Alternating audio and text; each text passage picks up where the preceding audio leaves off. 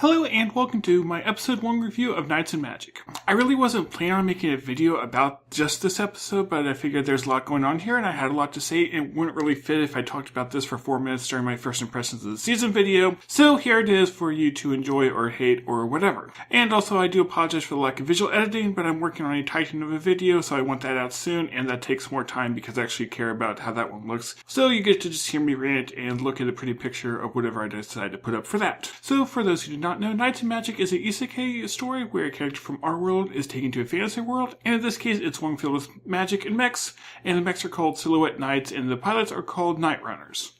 This might be important. The episode starts off with the main character in our world where he has a job as a computer programmer and is shown to be a mech otaku, and he is also hailed by a genius by his coworkers. This is actually pretty relatable for me since I work as a computer programmer, I'm someone who loves anime, and I somehow managed to convince my coworkers that I'm competent at my job.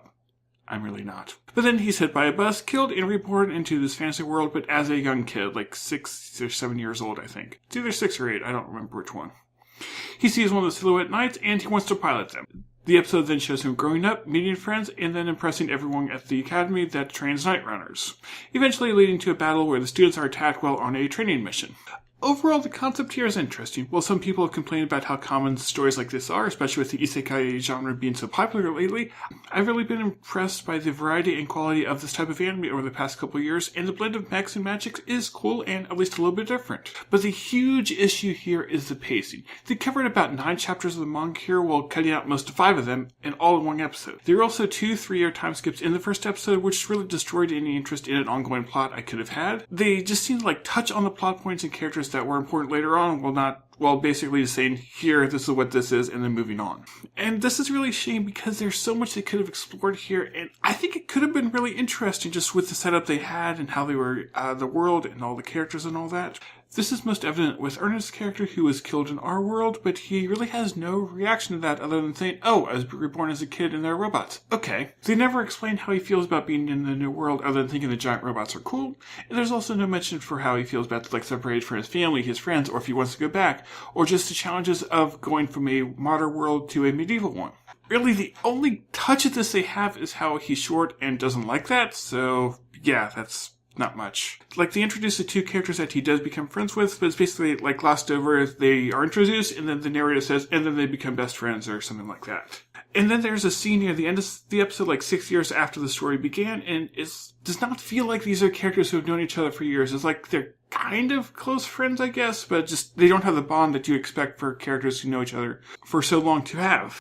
There's also nothing really about how he's an adult while he's in a kid's body and how he feels like that. It's kind of strange, these people he becomes friends with. Physically, they're the same age, but he's a 20-something in our world, so yeah, that feels kind of strange. Honestly, I just don't think there is even need for the story to be about him come from our world. Just start off in their world, have the character be just him, and then have him saved by a giant robot, and then think, okay, these are cool, I want to go pilot him, and then give him some reason why he's good at magic and all that, and you take that out and you get rid of most of my complaints.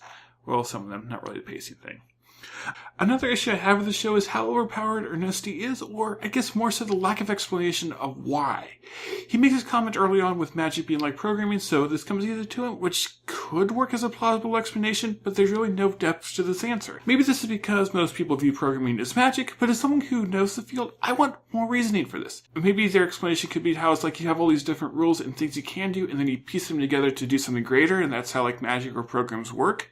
And this is disappointing because I actually did seem to take some care with showing him as a programmer in our world because they showed code on the screen and I actually paused it to look at it because I was curious. And it looked like it was code that could actually run, so they tried here at least. And granted, just looking at that code, I don't know what it would do, but if you also looked at random code that I wrote, you probably also have no idea what it does, considering I sometimes don't. Also, very important, if you're writing code, leave good comments. So with that random tirade out of the way, it should be obvious that I do not recommend this show. At least not yet, though I actually think I'm going to keep going. It does have potential and the world is interesting, so maybe this is a bad first episode, they're sacrificing the introduction to get to the good part, though I really do have my doubts. Apparently the manga is good, so there is hope, but the anime needs to be able to adapt it correctly for that to really mean anything. And there are some positive reviews on Mal, but most of them are praising the manga, seeing what the anime will do later on, instead of praising this first episode.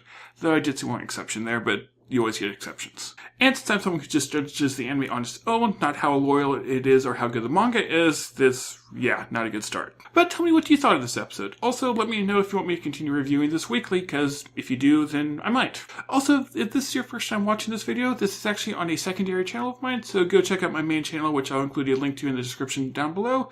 And there I do like full series reviews, top lists, and any other anime-related ideas I come up with. So thank you for watching, and I will see you all next time.